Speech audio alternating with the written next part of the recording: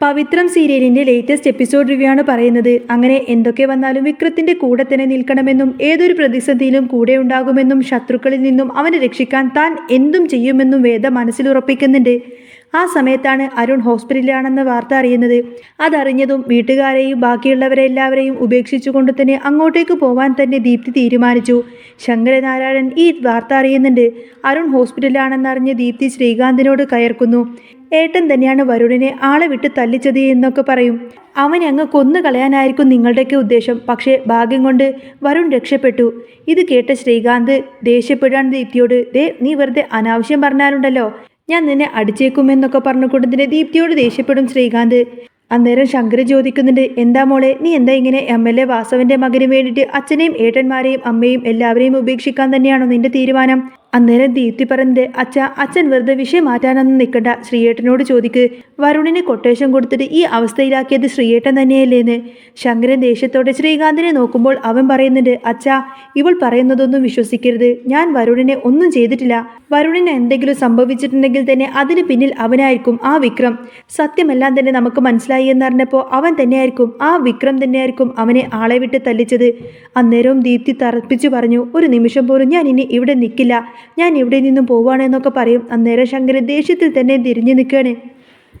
ദീപ്തി പോവാൻ നോക്കുന്ന സമയത്തിന് ശ്രീകാന്ത് അവളെ തടഞ്ഞു. നീ എങ്ങനെയും ഇവിടെ നിന്നും പോകുന്നതെന്ന് എനിക്കൊന്ന് കാണണമല്ലോ എന്നൊക്കെ പറയും. ദീപ്തി പോവാനായി നോക്കുമ്പോൾ ശ്രീകാന്ത് അവളുടെ കയ്യിൽ പിടിച്ചു വലിച്ചു നേരെ മുറിയിലേക്ക് കൊണ്ടുപോയി. ദീപ്തി ഒച്ച വെച്ച് കുറേ അധികം ബഹളമുണ്ടാക്കുന്നുണ്ട് എങ്കിലും അതൊന്നും ശ്രദ്ധിക്കാതെ ശ്രീകാന്ത് അവളെ മുറിക്കകത്താക്കി പൂട്ടി. എന്നിട്ട് ശങ്കരനോട് പറഞ്ഞു, ഇനി കുറച്ച് ദിവസം അവൾ ഇവിടെ കിടക്കട്ടെ സമയത്തിന് ആഹാരം കൊടുത്താൽ മതി.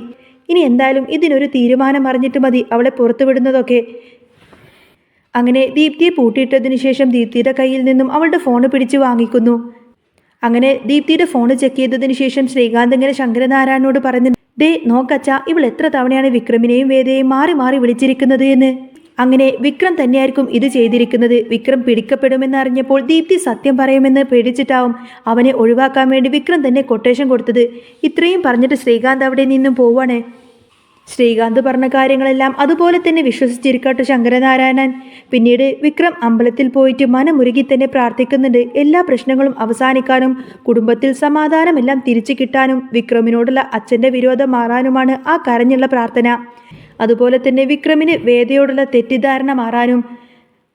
പിന്നെ അരുൺ വാസവനോട് ദീപ്തിയെ കാണണമെന്ന് പറയുന്നു. വാസവൻ അവളെ വിളിക്കാൻ നോക്കുമ്പോൾ ഫോൺ സ്വിച്ച് ഓഫ് ആണ്. എങ്ങനെയെങ്കിലും ദീപ്തിയെ വരുണിനെ കാണിച്ചു കൊടുക്കണമെന്ന് വാസവൻ ഉറപ്പിച്ചു. അപ്പോഴാണ് വാസവന്റെ ഗുണ്ടകൾ വന്ന് പറയുന്നത്, വരുണിനെ തല്ലിച്ചതച്ചത് ആരാണെന്ന് കണ്ടുപിടിച്ചു എന്ന കാര്യം. അവരെ കയ്യിൽ കിട്ടിയ വാസവൻ അവരെ തല്ലിച്ചതച്ച് സത്യം പുറത്തു കൊണ്ടുവരുന്നു. ശ്രീകാന്താണ് വരുണിനെ തല്ലാൻ വേണ്ടി ആളെ വിട്ടത് എന്ന് മനസ്സിലാക്കിയ വാസവൻ കടുത്ത ദേഷ്യത്തിലായി. ദീപ്തിയെ വരുണിനെ കൊണ്ട് തന്നെ കല്യാണം കഴിപ്പിക്കുമെന്ന് അയാൾ നിശ്ചയിച്ചു. ഒപ്പം ശ്രീകാന്തിൻ്റെ രഹസ്യങ്ങളെല്ലാം തന്നെ ആ കുടുംബത്തോട് വിളിച്ചു പറയണമെന്നും തീരുമാനിക്കുന്നു. അങ്ങനെ ക്ഷേത്രനടയിൽ വിക്രമും വേദിയും സംസാരിച്ചിരിക്കുമ്പോൾ ജോസഫേട്ടൻ വിക്രമിനെ വിളിച്ച് വരുണിനെ അടി കിട്ടിയ വിവരവും അവൻ ഹോസ്പിറ്റലിലാണെന്നും പറഞ്ഞു. വിക്രം ഞെട്ടലോടെ വേദിയെ നോക്കി പെട്ടെന്ന് ഫോണ് കട്ട് ചെയ്തു. എന്താണെന്ന് ചോദിക്കുന്ന വേദയോട് വിക്രം ഈ ഒരു കാര്യം പറഞ്ഞു. വരുണിനെ ആരോ തല്ലിച്ചതച്ചു എന്നും അവൻ ഹോസ്പിറ്റലായി എന്ന കാര്യം. വേദ വിഷമത്തോടെ, എന്നാലും ഇതാരായിരിക്കും ചെയ്തത് എന്ന് ചിന്തിക്കുകയാണ്. വിക്രം പറയുന്നുണ്ട്, ഇത് ചെയ്തത് ആരാണെങ്കിലും വരുണിൻ്റെ ശത്രുക്കൾ തന്നെയാണ്. പക്ഷേ അതിൻ്റെ കുറ്റവും ഒടുവിൽ എൻ്റെ തലയിലാവും. വേദ ദീപ്തിയെ വിളിക്കാൻ വേണ്ടി നോക്കുമ്പോൾ ദീപ്തിയുടെ ഫോണൊക്കെ സ്വിച്ച് ഓഫ് ആയിരിക്കും. ഇത് കേട്ട വേദയ്ക്ക് സംശയമായി. ഇന്നലെ മുതൽ അവളുടെ ഫോൺ ഓഫാണല്ലോ. അങ്ങനെ ഒരിക്കലും സംഭവിക്കാറില്ലല്ലോ. ചിലപ്പോൾ നിന്റെ ഏട്ടൻ ശ്രീകാന്ത് തന്നെ ഫോൺ വാങ്ങിച്ചു വെച്ചതായിരിക്കുമെന്ന് പറയാണ് വിക്രം. എൻ്റെ ഏട്ടൻ എന്തും ചെയ്യാൻ മടിക്കില്ല, എനിക്ക് ദീപ്തിയെ കാണണം. വിക്രം, നമുക്ക് വീട് വരെ ഒന്ന് പോയാലോ എന്ന് ചോദിക്കാണ് വേദ. വിക്രം അതിന് സമ്മതിച്ചു. കാരണം ദീപ്തി ആ വീട്ടിൽ നിന്നും ഇറങ്ങിപ്പോയാൽ അച്ഛൻ അത് താങ്ങാൻ കഴിയില്ല. ഇരുവരും ശങ്കരൻ്റെ വീട്ടിലേക്കെത്തി. അയാൾ പത്രം വായിച്ചുകൊണ്ടിരിക്കുകയായിരുന്നു. വിക്രത്തിനെയും വേദയെയും കണ്ടതോടുകൂടെ തന്നെ അയാൾക്ക് ദേഷ്യം വന്നു.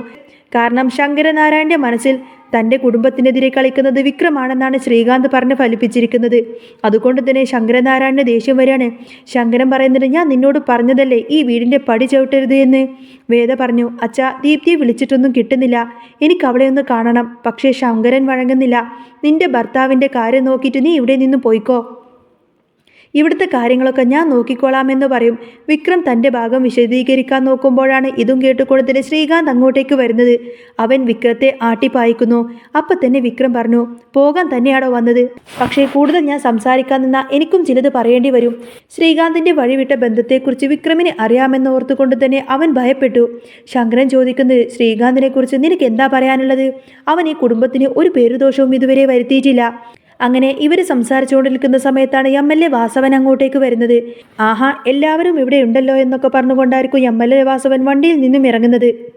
വേദ പറയുന്നുണ്ട്, തൻ്റെ വീട്ടിലേക്ക് തനിക്ക് വരാൻ ആരുടെയും അനുവാദം വേണ്ട എന്ന്. വാസവൻ പരിഹസിച്ചു. ഈ വീട്ടിൽ ആർക്കും വിക്രത്തിന് ഇഷ്ടമല്ലല്ലോ. തൻ്റെ മകൻ ഹോസ്പിറ്റലിലാണെന്നും ദീപ്തിയെ താൻ കൊണ്ടുപോവാൻ വന്നതാണ് എന്നും പറയാണ് വാസവൻ. എന്നാൽ ശങ്കരനാരായണൻ അതിനെ എതിർത്തു. അപ്പോഴാണ് വാസവൻ ആ ഒരു വലിയ ബോംബങ്ങ് പൊട്ടിക്കുന്നത്. വരുണിനെ ഈ അവസ്ഥയിലാക്കിയത് ദേ ഇവിടെ നിൽക്കുന്ന നിങ്ങളുടെ മകനാണ് ശ്രീകാന്താണെന്ന് പറയും. അന്നേരം ശങ്കരൻ അത് കേട്ട് ഞെട്ടിപ്പോയി. എന്നാൽ ശ്രീകാന്ത് അത് നിഷേധിക്കുമ്പോൾ വാസവൻ ഗുണ്ടകളുടെ കാര്യം പറയുന്നു. കൂടാതെ ശ്രീകാന്തിൻ്റെ വലിയൊരു രഹസ്യവും അയാൾ വെളിപ്പെടുത്തുന്നു. നിങ്ങളുടെ മകന് മറ്റൊരു സ്ത്രീയുമായിട്ട് ബന്ധമുണ്ട്.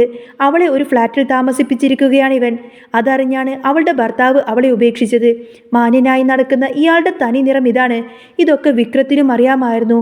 ഇതെല്ലാം കേട്ട് ശങ്കരനാരായണൻ ആകെ തകർന്നു പോയി. അത് കള്ളമാണെന്ന് ശ്രീകാന്ത് പറയുമ്പോഴും വാസവൻ തെളിവുകളെല്ലാം തന്നെ നിരത്തി. അപമാനം കൊണ്ട് തല കുനിച്ചു നിൽക്കുന്ന ശ്രീകാന്തിനെ ശങ്കരൻ മാറി മാറി തല്ലിയാണ്. നിന്നെ ഞാൻ അത്രക്കും വിശ്വസിച്ചല്ലോ എന്നൊക്കെ പറഞ്ഞുകൊണ്ട് തന്നെ ശങ്കരനാരായണൻ ഒടുവിൽ കരയാൻ തുടങ്ങി. വിക്രമാണ് ചതിയനെന്ന് നീ എന്നെ വിശ്വസിപ്പിച്ചു. പക്ഷേ വിക്രം തന്നെയാണ് ശരിയെന്ന് എനിക്കിപ്പോൾ മനസ്സിലായി. ഇത്രയും കാര്യങ്ങൾ അറിഞ്ഞിട്ടും കുടുംബം തകരാതിരിക്കാൻ വേണ്ടി അവൻ അത് ആരോടും പറഞ്ഞില്ലല്ലോ. തൻ്റെ തെറ്റ് തിരിച്ചറിയുന്ന ശങ്കരനാരായണൻ വിക്രമിൻ്റെ കൈകൾ ചേർത്ത് പിടിച്ചുകൊണ്ട് തന്നെ മാപ്പ് ചോദിക്കുന്നു. വേദയോടും വിക്രമിനോടും ക്ഷമ ചോദിച്ചുകൊണ്ട് തന്നെ അയാൾ അവരെ ചേർത്ത് പിടിച്ചു. അങ്ങനെ ശങ്കരനാരായണൻ വിക്രത്തിനെയും വേദയെയും നെഞ്ചോട് ചേർത്ത് പിടിക്കുമ്പോൾ ആ വീടിൻ്റെ നിശബ്ദത തകം കെട്ടി നിൽക്കുകയാണ്. ആ കണ്ണുനീരിൽ വർഷങ്ങളായുള്ള തെറ്റിദ്ധാരണകളും ദേഷ്യവും എല്ലാം അങ്ങ് അലിഞ്ഞ് ഇല്ലാതാകുന്നത് എല്ലാവരും കണ്ടു. പക്ഷേ തല്ല് കൊണ്ടതിൻ്റെ വേദനയേക്കാൾ എല്ലാവരുടെയും മുന്നിൽ നാണം കെട്ടതിൻ്റെ പകയിൽ ശ്രീകാന്ത് അപ്പോഴും പല്ലു ഞെരിച്ചു നിൽക്കുകയായിരുന്നു. വാസവൻ അവിടെ നിന്ന് പോകുന്നതിനു മുൻപേ തന്നെ ഒരു താക്കീത് കൂടി നൽകി. ശങ്കര, നീ നിന്റെ മകനെ തല്ലിയത് കൊണ്ട് എൻ്റെ പക തീരില്ല. ദീപ്തിയെ എൻ്റെ മരുമകളാക്കാൻ എനിക്കിപ്പോഴും താല്പര്യമുണ്ട്. പക്ഷേ ഈ ചതിയൻ കാണിച്ച പണിക്ക് നിയമത്തിൻ്റെ വഴിക്ക് തന്നെ ഞാൻ പോവും. അയാൾ പോയി കഴിഞ്ഞതും ശങ്കരൻ തളർന്നിരുന്നു. വാസവൻ പോയതോടുകൂടി തന്നെ ശങ്കരനാരായണൻ ആകെ തളർന്നിരുന്നു പോയി. ദീപ്തിയെ മുറിയിൽ നിന്ന് മോചിപ്പിച്ചപ്പോൾ അവൾ അച്ഛൻ്റെ കാലിൽ വീണ് കരഞ്ഞു. ശ്രീകാന്ത് ആരെയും നോക്കാതെ തന്നെ വണ്ടിയെടുത്ത് എവിടെ നിന്നും എങ്ങോട്ടേക്കെന്നില്ലാതെ പോയി. ആ രാത്രി വിക്രമിനും വേദക്കും ആ വീട്ടിൽ വിരുന്നൊരുക്കാൻ തന്നെ ശങ്കരൻ ആവശ്യപ്പെട്ടു. ആദ്യമായി വിക്രം അച്ഛൻ്റെ കൈകൊണ്ട് വിളമ്പിക്കൊടുത്തുള്ള ഭക്ഷണമെല്ലാം കഴിക്കുമ്പോൾ വേദയുടെ കണ്ണുകൾ നിറയുന്നുണ്ടായിരുന്നു. എന്നാൽ ആ സന്തോഷത്തിനും ആയുസ് കുറവായിരുന്നു. രാത്രി വൈകിട്ടും ശ്രീകാന്ത് അപ്പോഴും തിരിച്ചെത്തിയിട്ടില്ല. പാതിരാത്രിയായപ്പോൾ ശ്രീകാന്തിൻ്റെ ഫോണിൽ നിന്നും ഒരു കോള് വരുന്നതാണ് വിക്രം കണ്ടത്. മറുവശത്ത് അത് ആ സ്ത്രീയായിരുന്നു. ശ്രീകാന്ത് രഹസ്യമായി കൂടെ താമസിപ്പിച്ചിരുന്ന ആ സ്ത്രീ ഗായത്രി. ശ്രീകാന്ത് കമിഴ്ന്ന് വീണ് ചോര ഒലിപ്പിച്ച് കിടക്കുകയാണെന്നും അയാൾ അമിതമായി മദ്യപിച്ച് വണ്ടി ഓടിച്ച് അപകടത്തിൽപ്പെട്ടു എന്നും അവൾ പേടിയോടുകൂടെ പറഞ്ഞു. വിക്രമും ശങ്കരനാരായണൻ കൂടി ഉടനെ തന്നെ ഗായത്രിയെ പറഞ്ഞ ആ ഒരു സ്ഥലത്തേക്ക് പാഞ്ഞെത്തി.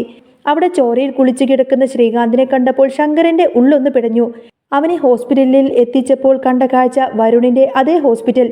വരുണിൻ്റെ തൊട്ടടുത്ത മുറിയിൽ ശ്രീകാന്തും കിടക്കുന്നു എന്നതാണ്. വിധി അവിടെ ഒരു വലിയ കളി കളിച്ചു.